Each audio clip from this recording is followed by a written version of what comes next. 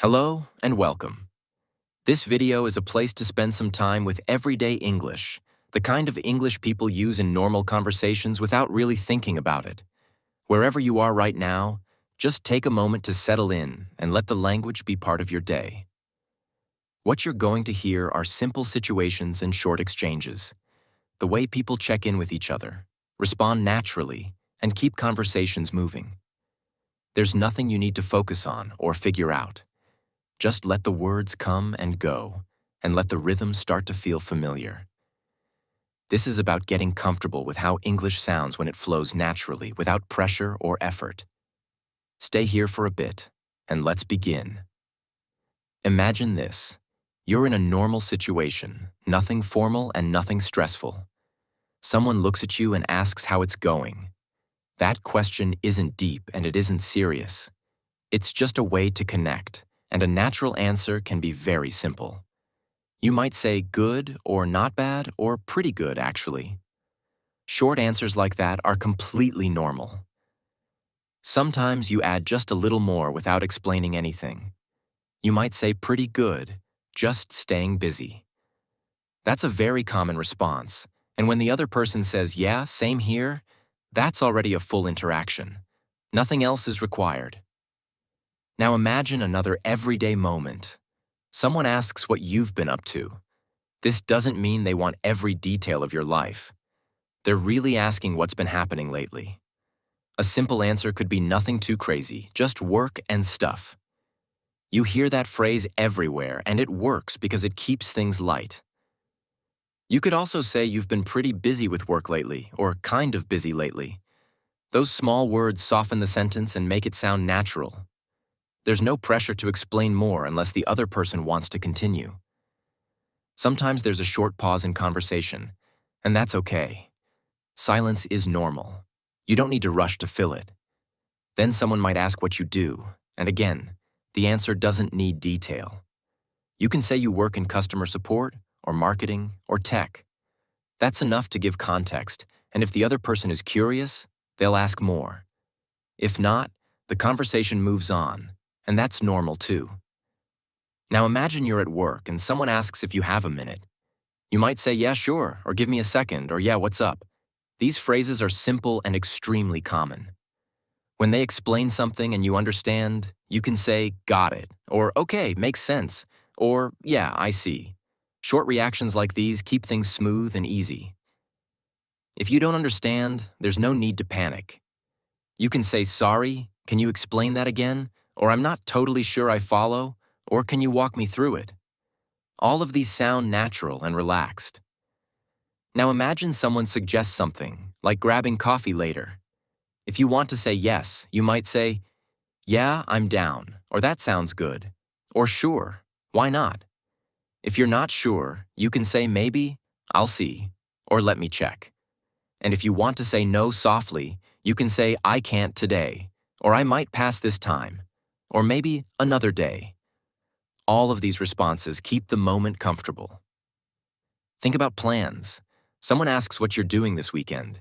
A natural answer could be nothing planned, or I don't have anything big planned, or just taking it easy.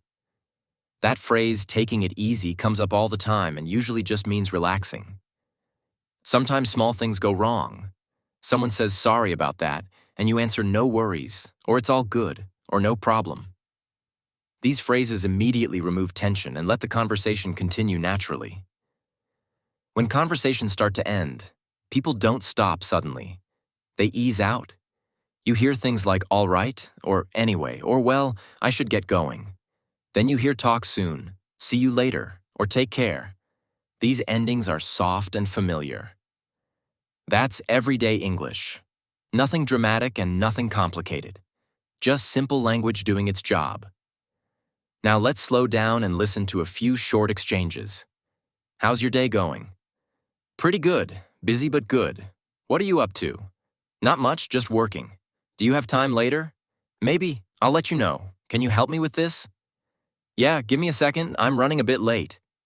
No worries. These are the kinds of moments that happen all the time. The more familiar they feel, the easier real conversations become. You stop translating and you start reacting. And here's something important to remember. Conversations aren't about saying everything. They're about saying enough. People don't expect long explanations. They expect clarity, calm, and simple language. If you ever feel stuck, it usually means you're trying to do too much. You're trying to explain your whole situation instead of just sharing one part of it. In real conversations, people usually start with one small idea and let things grow naturally from there. There's another part of everyday conversations that's easy to miss, and that's how people talk when nothing special is happening. Most conversations are not about big news or important updates. They're about filling small moments, waiting, passing time, and being around someone else without needing a reason. You hear people say things like, "It's been a long day," or "Today feels slow," or "I'm just trying to get through the day." These phrases aren't dramatic, but they connect. They show how someone is feeling without asking for attention. Sometimes conversations are built on very small reactions. Someone says something simple, and you respond with, "Yeah," or "Right," or "I know." Those words might seem small, but they show presence. They tell the other person you're there and listening. People also talk around topics instead of directly about them. If something is stressful, they might say it's been one of those weeks, or there's been a lot going on. These phrases leave room. They don't force details, and they don't demand solutions. In many conversations, people talk about time without being specific.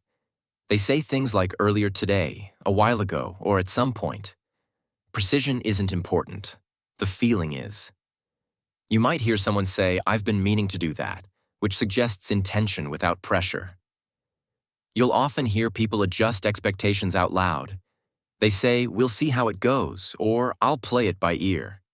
These phrases show flexibility and leave space for change.